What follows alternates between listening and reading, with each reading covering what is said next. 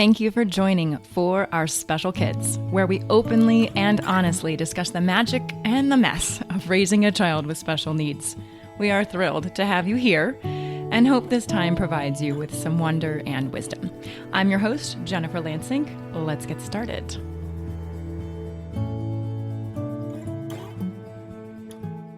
In the fall of last year, I was interviewed by Samantha Wright for the Essential Oil Revolution podcast. Our focus was on how I use essential oils with Teal, but we also talk about other options for children with special needs. We dive into oils that can be used throughout your day as well as a caregiver to help increase your focus, your peace, calming, etc. Since I am on holiday with my family this week, I thought I'd share the episode with you. Essential oils are really a passion of mine and is our family's most used medicine. It's my go-to. While I use primarily doTERRA oils, I also use Young Living. And in picking any oil, please remember a few things. Always choose the highest quality brand you can afford, so avoid the synthetics. Remember, when you're working with children, especially under the age of 2, they require extra special attention, dilution, etc. If you have sensitive skin, always spot test. Any citrus oil is phototoxic, so if you're applying it to your skin and that skin's going to be exposed to the sun, be mindful of the safety guidelines. Basically, limit your sun exposure. If you have pets, give them an opportunity to get out of the area if you are diffusing. In other words, don't diffuse in a closed room if your animals are in there. Follow your intuition. The oils I'm drawn to are normally the oils that I need. And let your child choose, which obviously let them use their intuition. Normally what Teal chooses is what she needs. And contact me if you'd like to learn more about oils, if you want to make any purchases, or if you want to share your favorite use with me. I would love it. I hope you enjoy this episode and let me know what you think. Children are not a distraction from more important work. They are the most important work. C.S. Lewis. Empowerment in education. 2 powerful elements that will help you break free of convention and transform your passion for wellness to a level beyond the status quo. The Essential Oil Revolution, where you're given the tools to supersede an ordinary everyday lifestyle. Inspiring speakers, DIY recipes, healthy living tips, and more. You'll discover it all here. So tune in and get ready for a wellness revolution. Welcome to the Essential Oil Revolution. I'm your host, Samantha Wright. Today on our show, we're covering a very special topic, and that is our special needs kids. We'll dive in with our guest, Jen Lanzig, who's a mom of a special needs kid who's incorporated essential oil throughout her journey to help with all sorts of situations. You'll hear some practical advice, some insightful wisdom, and some wonderful stories from Jen. But before we get to today's interview, allow me to pull a recipe out of our DIY dugout. This is the segment of our show where we pull a recipe out of our DIY dugout, a collection of recipes that have been submitted by you, our amazing listeners. And today's recipe comes from Joyce Kinzis with her recipe called Golden Milk Latte. I've been obsessed with this lately, you guys.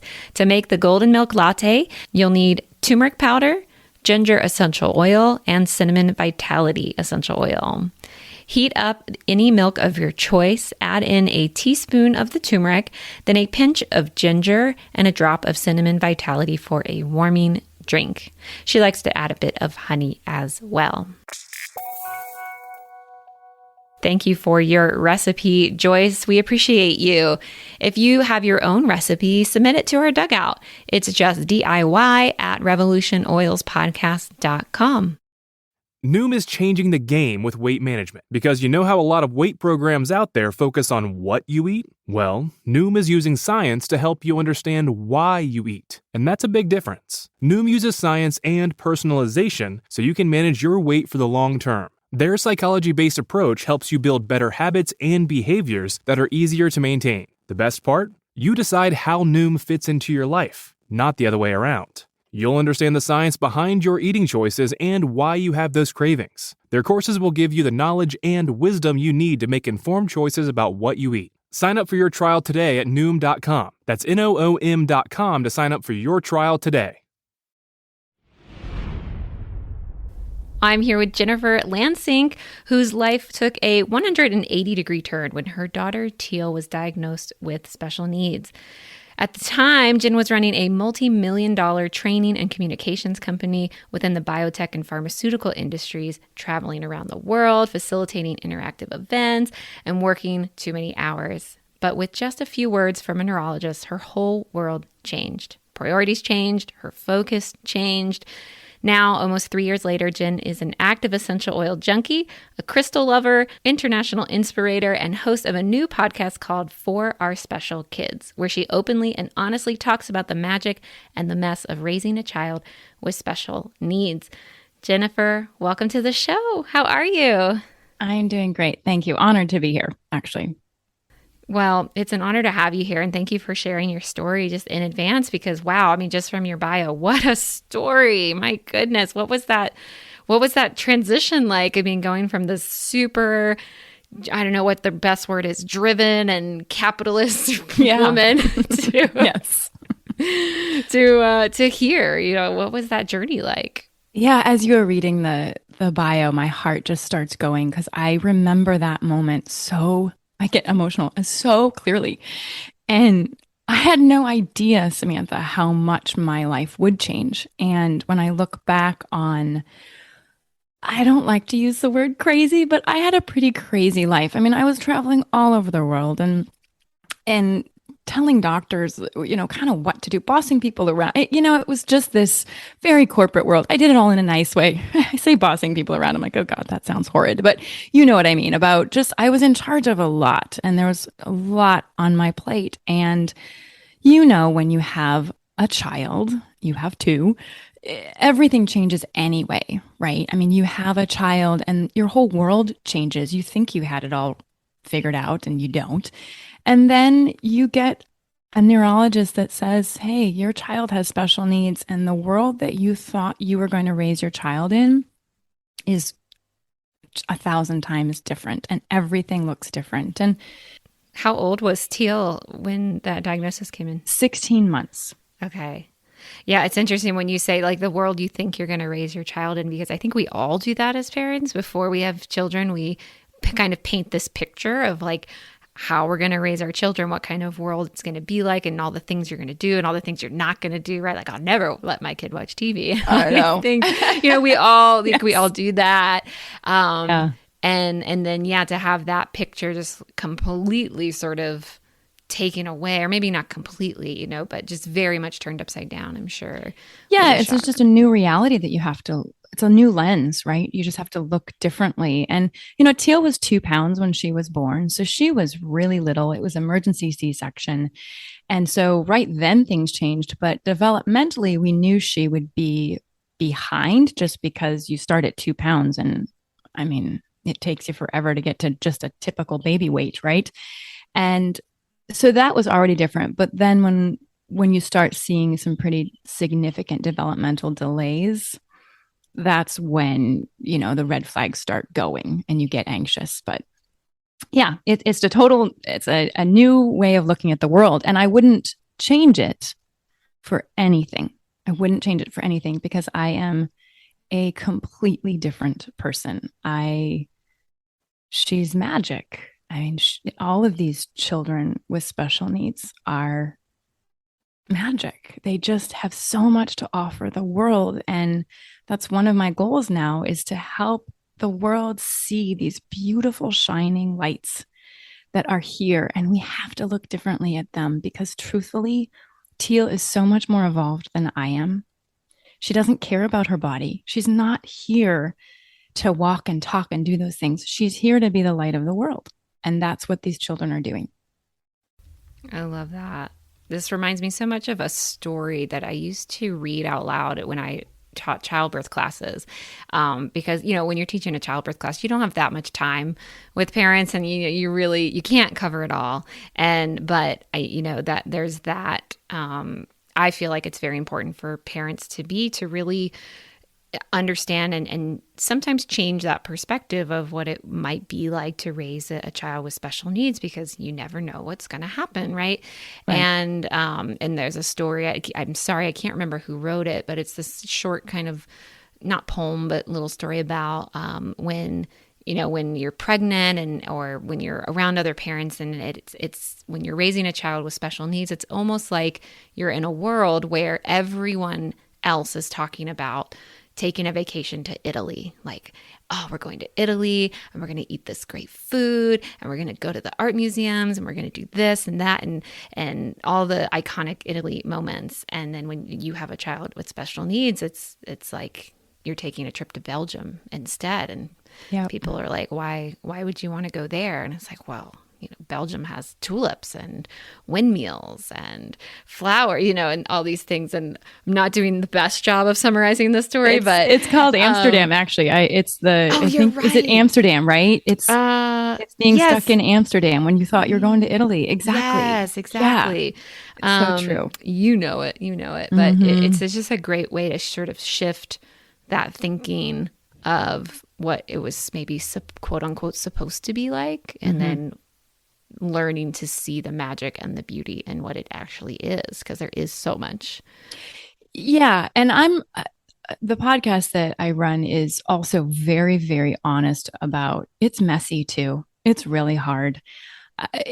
There are times when I step back and think, holy, whoa, I know she chose me and I know I chose her, but this is a road that is harder than most. And I am really honest about that now. I used to kind of fluff it off and be like, yeah, we're good. And, sometimes we're not.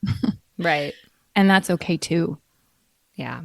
So your podcast For Our Special Kids defines special kids for us. What defines special needs?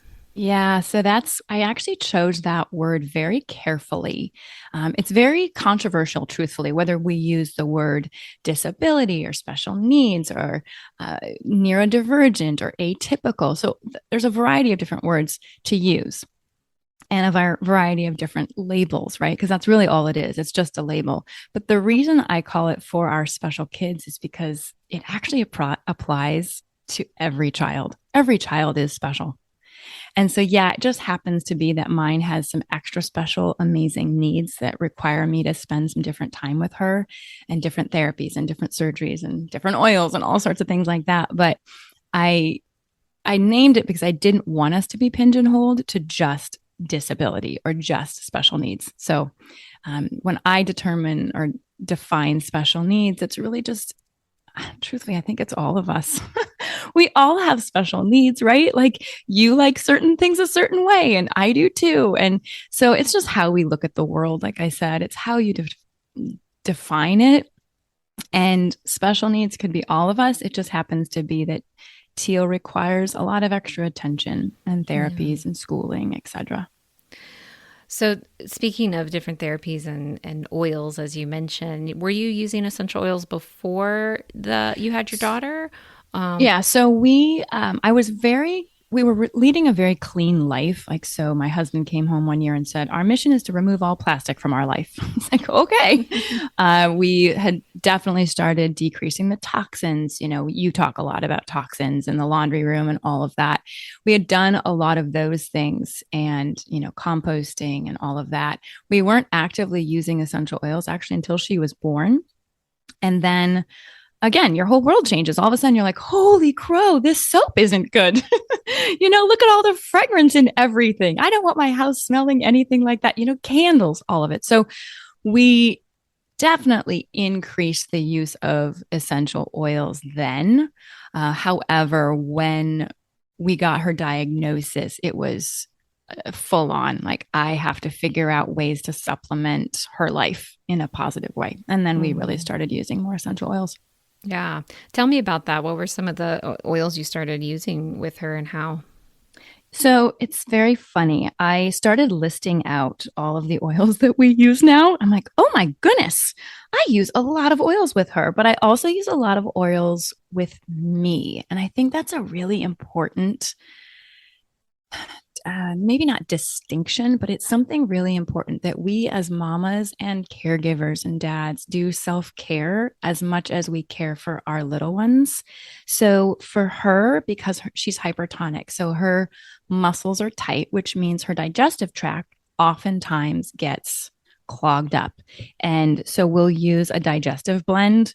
There are some for children. I know Young Living has some for children. We use one with spearmint, Japanese peppermint. It has ginger, black pepper, and parsley oil. Teal adores it. She actually chooses it herself. She will go and grab it and tell me, like, I need this now, Mama. Now she's nonverbal, so she doesn't actually say that, but she tells me. She's also telepathic. So she tells me, like, I need this now. That's also one thing that I started doing early on with her is I let her lead. I let her choose the oils. If I opened an oil and I let her smell it, she would immediately tell me, nope, that's not a good one for me. And we'd open another one and she would smell it and she would immediately put it on. And so I really followed her. And I think that's something that all of us as parents can do more of, is letting our kids be the leaders of their lives. So that's one. Let me get back. So we also used a lot of very diluted clove oil on her jawline when she was teething. She has a necklace as well, but just that numbing, she would choose it again. She would act like an amber necklace. Yep, she has the amber necklace, and she still wears it. Actually, research suggests that it releases some anti-inflammatory properties. And I can tell you what, the day I forgot to put it on her and she woke me up at 2:00 with teeth pain, I was like, oh, where's the necklace? But so diluted clove oil. At bath time, we use a lot of oil. And surprisingly, I usually follow my intuition. And then I look back on, actually, it's not surprising that I use my intuition. I use my intuition all the time. It's surprising when I look back at those oils. I'm like, oh my gosh. So marjoram and ylang ylang, I use those two. And looking back, marjoram has some potential calming of the muscles in her bathwater, along with Epsom salts. Ylang ylang, has some constituents that are definitely soothing to the nervous system and the muscles. We use a lot of geranium. I use geranium personally all the time, but with her, after she has like an x-ray or she has surgery with anesthesia, we'll use geranium because research is suggesting that it increases the urine production, which, as you know, breath and urine are huge ways of us to get rid of our toxins. And so when I put a couple of drops of geranium in the bath water after she's had x-ray or surgery, it helps her get rid of some of those toxins. And it also smells really good. Yeah. I mean, my husband always walks in and he's like, oh my gosh, it smells so good in this bathroom. I'm like, yeah, it's the geranium oil. And it's a really strong oil, but when you put just one drop in the water, the whole bath smells, and the whole bathroom. Very strong smell. And you don't have to put a lot on. Believe me. We've done that. Do you too. just drop it directly in the water? There's I hate to use the word controversy because it's not that controversial to talk about essential oils in baths, but some people just kind of get up in arms about putting it directly in the water, which I do it all the time. But some people are like, you always have to mix it with Epsom salts. No, I don't mix it with Epsom salt. It's too much work, truthfully. I don't have that much time, right? I just throw in a cup of Epsom salts, throw in a drop, and heck, sometimes 2 or 3 come out. Okay, fine. Yeah. She doesn't have sensitive skin. And so I think that is something to be very aware of, right? Right. You can also just have your oils. You wouldn't want to put like a super hot oil. No thyme is going in that water. No oregano is going in that water. Yeah. I actually am even hesitant to put peppermint in with her. Yeah. It's just a hot oil. Yeah. So, and we don't want any of that. It's so calming and soothing and beautiful to have a lovely bath. I just would hate to add anything to deter from that. Right. Yeah. We also use a lot of frankincense and bergamot, or bergamot, however people say it. Doesn't matter. Yeah. Either way. Tomato. Exactly. And I think frankincense is one of the most powerful oils that I just slather on everything all the time. But bergamot, we use that a lot for pain management. You actually had a nurse on a long time ago who talked about how her patients pre and post surgery would smell bergamot. I don't know if you remember that. I do remember that. I'm blanking on her name right now. Yeah, me too. I remember that interview. I feel so bad. But, the surgical unit had said, sure, let the patients choose an oil that they like. And the patients she talked about how, and there is research on this because I went and looked it up after her interview. But bergamot is helping, it helps supposedly, let's say, because we want to make sure we're not saying anything inappropriate here. But the use of pain management was less when those people smelled bergamot. And so when Teal she just had surgery on Tuesday, a week ago, and we had her smelling it before and after. And guess who else was smelling it? Oh, me and my husband, Alex. Like, we were all over that oil, partly because it's such a beautiful oil in terms of how it grounds you and uplifts you, which is so weird, right? But gosh, it's such a powerful, beautiful oil. So I love that one as well. Okay, those are a lot of oils. Yeah, no, I love it. I love it. This story just makes me think about how kids or adults, even with special needs or neurodivergence, whatever you want to label it as, like, to me, I'm always so curious, what is it like inside their bodies, inside their brains? What is their perception of the world like? Especially, I think about as someone who has eyes that, I see the world in a certain way. Not everyone might see the world in that way. What would an essential oil see like, look like, smell like? What does that do to someone's perception necessarily? And I imagine it could sometimes, for some people, be like a beacon, almost like a lighthouse of reality and groundedness and safety. Mm-hmm. Do you ever, I don't know, see Teal interacting with the oils and think those kinds of thoughts? Oh, for sure. Especially when she opens up my crazy full oil cabinet and pulls out an oil, hands it to me. And I'm like, of course you need this oil right now. I mean, she energetically, I think she feels the energy vibration from the bottles. Yeah, and truthfully, we wouldn't even have to have her open it and smell it. However, the limbic system is powerful, right? So she often will just pick a specific oil. I have no idea how. Energetically, she must just feel it coming towards her, and she brings it to me. And she's non-ambulatory too, so she's crawling all over with oils in her hands, and it's fantastic. But I do believe that. I also know that she feels things differently. So I do highly recommend that parents dilute, because she is more sensitive than me, partly because she's a child, right? In general, children I believe, are way more connected to the universe and to the energies, but she's sensitive. And so I'm really careful about that as well. Are there any other things that parents with children of special needs should really take into account, like safety? Like you talked about maybe extra dilution. Is there anything else to take note of? Yeah. And I think you would, obviously, the sun exposure one, everyone knows that, but it's always good to say it again. Like, remember citrus oils and sun exposure, be careful. But I think the coolest thing about essential oils, and I think you would agree here, is that it can support and supplement. It doesn't have to replace. So a lot of these kids and adults are on medications, and you don't have to take away the medication, but you could enhance the properties of the medication and get more out of it by using certain oils. Yeah, it's not like a lunch table reserved only for people not on medications. Like, right. You can sit with us. You can use oils and medication too. Right. And I think that's empowering, right? And truthfully, you can't go really wrong. I mean, unless, like you talked about, unless you drink a whole entire bottle of it, there aren't a lot of things. Like, play, have fun with it, follow your intuition. It's a big thing that I already mentioned, but I think it's so huge for parents. Additionally, more important than following your own intuition, like I said, is following your child's intuition. And then, like I mentioned in the beginning, you can use it for you as much as you use it for your babies. And I can put it on me if I'm nervous, because a lot of moms are really nervous about putting essential oils on their children, even if they're diluted. So put it on you and let them smell it. Put it on their favorite blanket and let them smell it. It doesn't have to be topically placed on their bodies if you're not comfortable with that.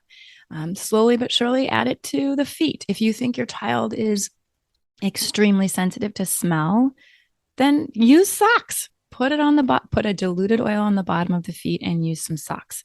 No problem. I just think the more people can just openly realize that there are other options that can support your journey and that you're not alone in wondering, is there something else? That's really well said. So, Jen, can we talk a little bit about, it's kind of back to school season around here.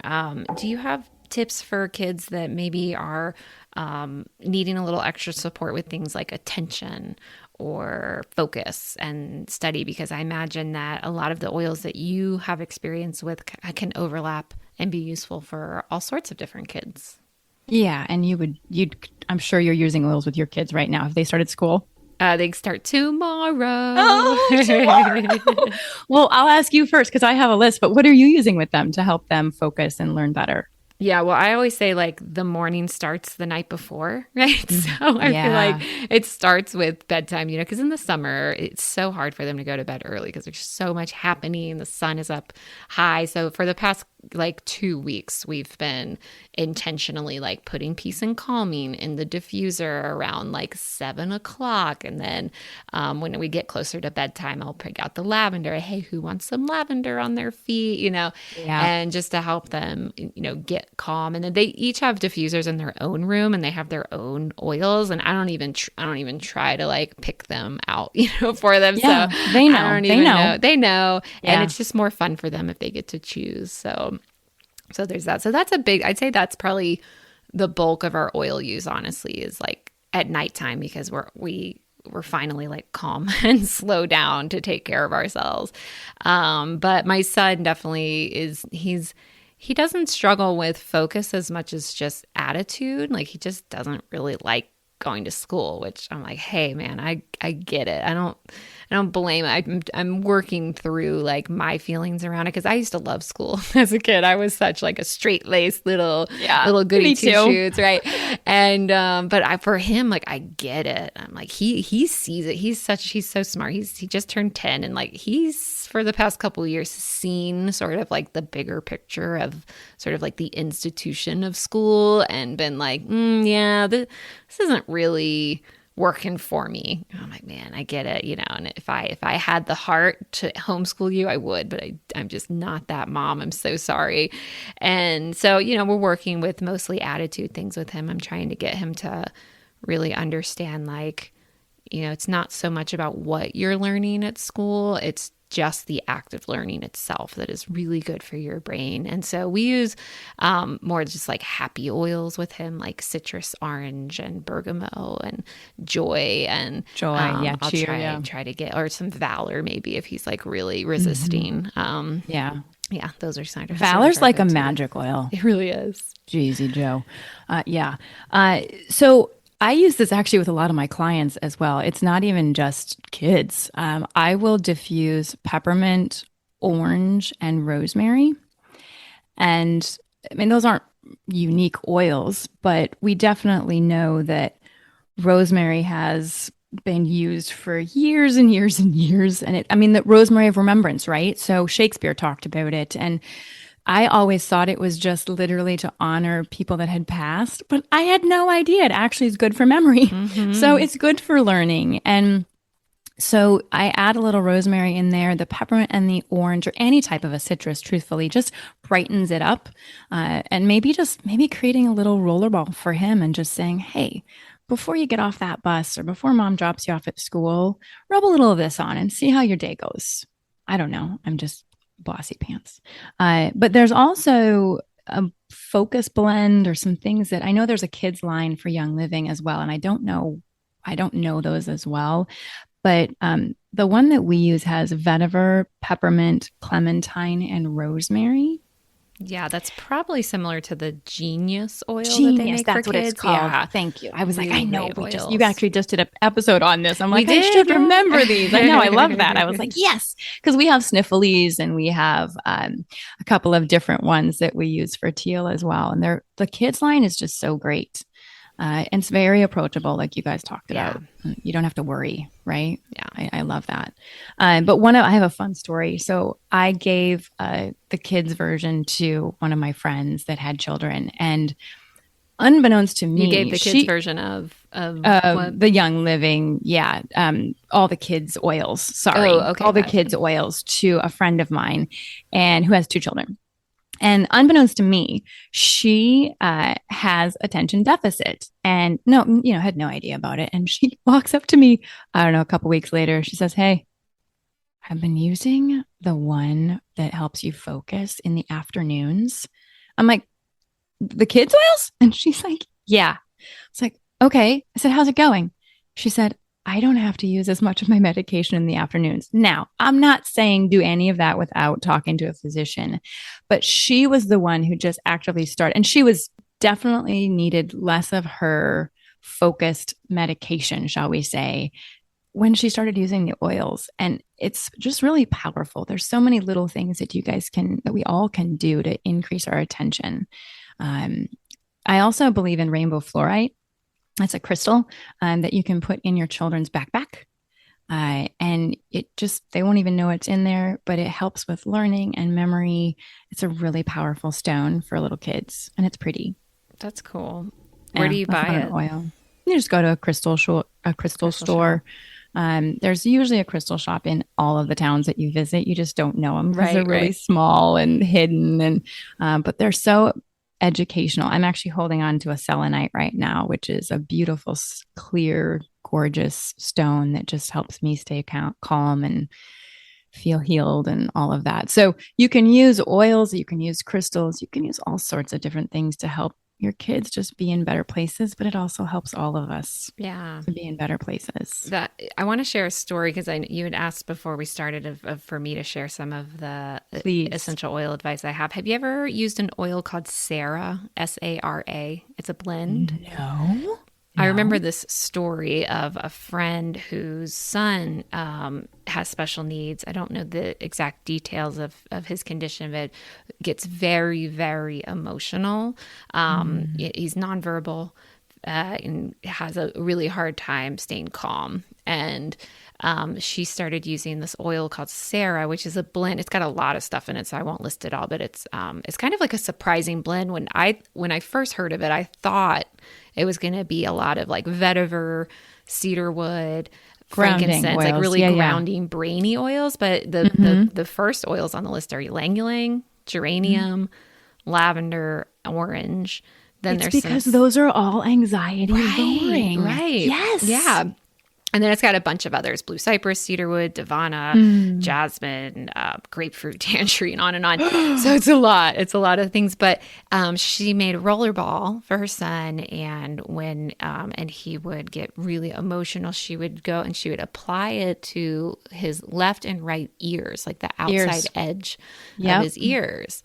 And she said it would just immediately have this calming effect on him, where he would have much less outbursts, or if he was having an outburst, it would just, sometimes stop them completely and just help him calm down. So I thought that was a really, really powerful story that it was my introduction to that oil, actually, that Sara oil.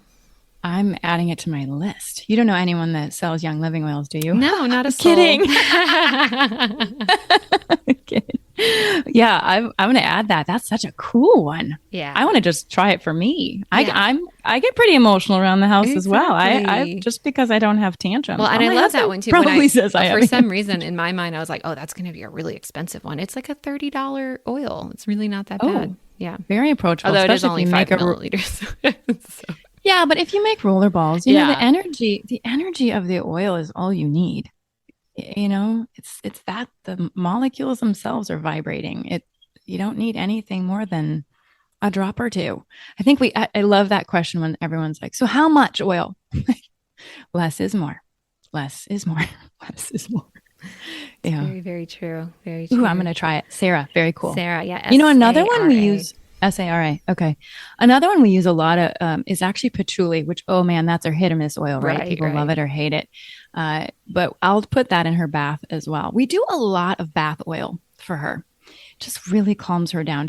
But lavender, shockingly, when she was a little child, did not do well for her. She's 6 now. She would get almost hyperactive with lavender. I would notice the same thing with my daughter when she was young.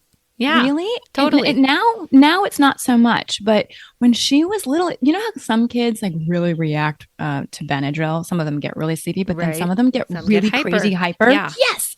That's exactly what Teal did with lavender. Yeah. And man, that was not fun for the first 2 nights until I figured that one out. Right. But yeah, so now we use lavender for everything skin and calming and all that. But yeah, it took us some trial and error. And maybe that's a little bit of advice for these new parents that are maybe getting new diagnoses, etc. It's like just trial and error, see what works, see what feels right. Your child will tell you.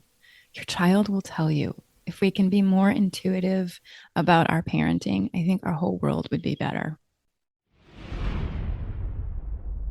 Jennifer, this has been so illuminating, and man, I could talk to you forever about this, but thank you for sharing all the stories that you've shared and the way that you've been using oils on your daughter. And I'm just so thankful that you're doing what you're doing with your podcast. I'd like to move on to our closing questions so we can wrap up here. So my first question is, what's 1 or 2 self-care practices you try to do every day to stay healthy? So I realized that I used to chase my meditation practice. And what I mean by that is, this is so Zen, right? I would get to like 2 or 3 o'clock in the afternoon and I still hadn't meditated. And then I would yell at my husband. We both work from home. I'd be like, I haven't meditated yet. Obviously. I'm like, okay, something's got to shift. So as much as I love my sleep, I now actually get up an hour before I know I have to get Teal up. And a lot of parents do this and they're making lunches and they're doing all that. I don't. I actually have to sit and meditate. I light a candle. I ask for protection. I wrap my whole family everywhere around the world in protective bubbles, and I meditate. And then I do some journaling and automatic writing. I highly recommend just taking that time for you, especially if you have any person that's demanding a lot of your time. It's a self-practice technique that has really changed my relationship with my husband, with my daughter. I'm so much more present with her. I hear her more. I connect at a heart level with her more when I take that time for me. And you can definitely tell when I don't wake up early. And have your me time. And you mentioned automatic writing, which I think maybe not a lot of people know what that is. Oh, yeah. It's also kind of scary for some people. So basically what happens is I open my chakras and I start journaling. And I don't want to go all woo-woo on your listeners because I know there's an edge there, but I will start writing and then my penmanship kind of changes and I'll get messages. And I know that can be a little scary for people, but if you put up your protection and you use good oils and you're in a great space, I get amazing messages either from my higher self or from Teal's higher self or my angels or guides. And it's a beautiful thing. I read some to my mom today and she was like, holy wow, where did you come up with that? I was like, oh, no, that wasn't me.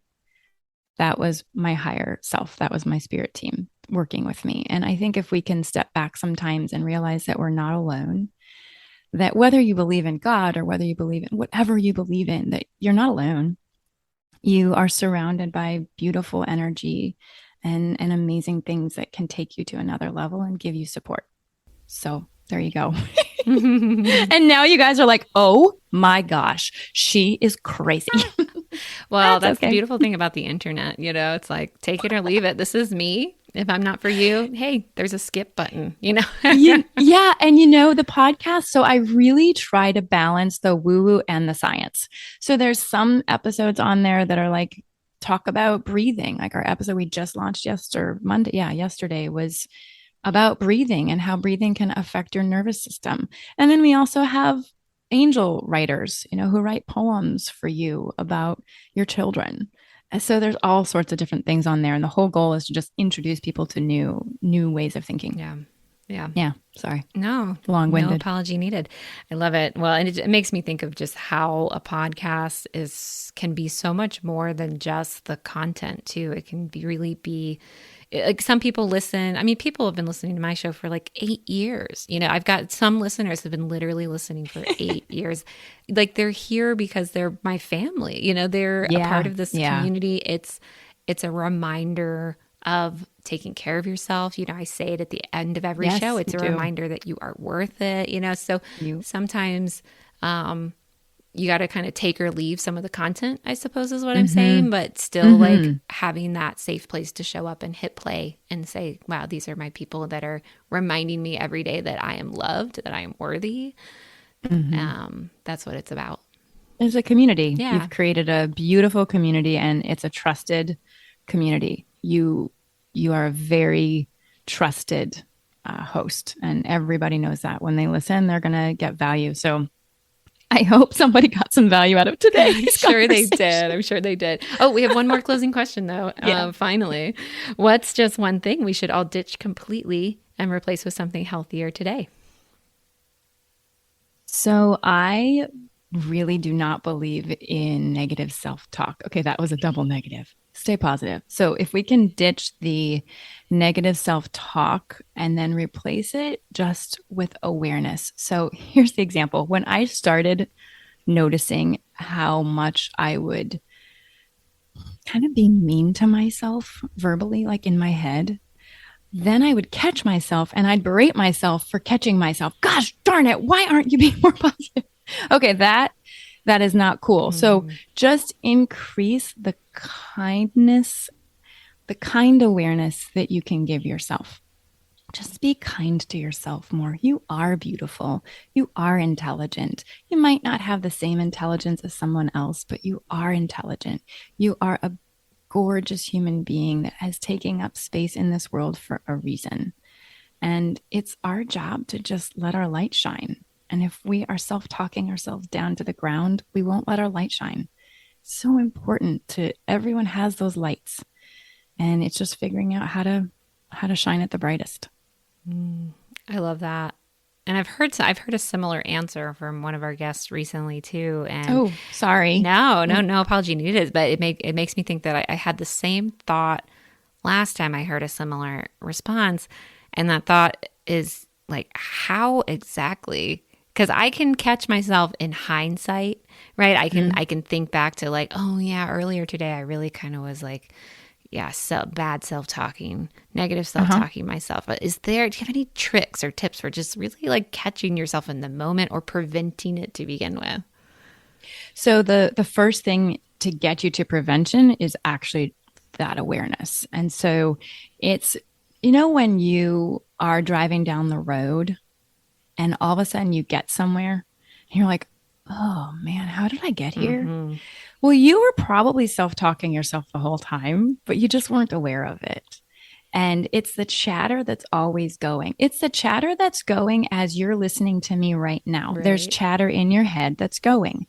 It's, am I asking the right question? Am I answering it the right way? I have self-chatter while I'm talking right now to you. I'm talking to myself. Meta. Right? Yeah. Okay, right. So it's just start increasing your awareness of that little self-talk. So it doesn't have to be, I have to hold myself accountable to every word. It's just even start realizing that it's there. Then you can gently start correcting yourself. And what I mean by that is gentle correctness. So you catch yourself saying, that was such a stupid question. I can't believe I asked that question. Duh, come on, Samantha. Okay. That does not help you at all, right? None of those words help you. It's okay to say, hey, maybe that wasn't the best question. Okay, fix it. Change it around. Feel differently. Ask a different question. If you feel one thought, okay, don't like that thought. Feel a better thought. feel a little better thought. You don't have to go from poop to roses, right? You don't have to go from horrible negative self-talk to I'm a champion, I'm amazing. No, that's not realistic, but take these little baby steps. So if you catch yourself saying, that was silly, gosh, it's like, okay, well, that was also maybe a little fun. Okay, so maybe I created a little uncomfortable, but look at the great conversation that we had as a result of that. So you can start highlighting what came of it in a different way. Does that make sense? Yeah, that makes sense. And okay. I think my new favorite quote is now you don't have to go from poop to roses. I love it. So helpful. And mind you, I've never said that before. I was trying to think of a different word. As I was talking, organic. I was like, what's another word for poop? I mean, there's plenty of other words for poop. But I was like, poop to roses. But you don't have to go from poop to roses. It's a good reminder. I'm going to write that on my mirror, I think.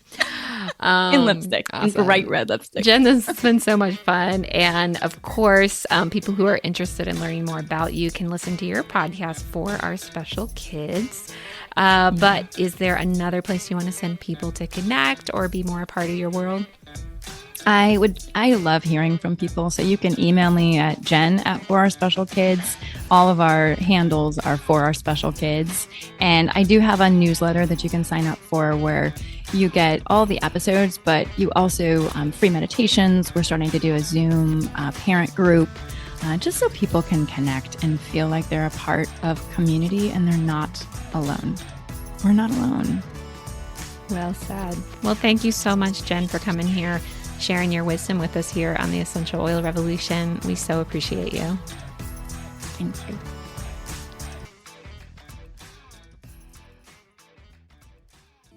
Thank you so much for joining us today.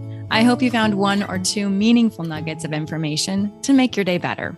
If you think there's value in what we do, please take a moment to tell another friend, family member, or a caregiver.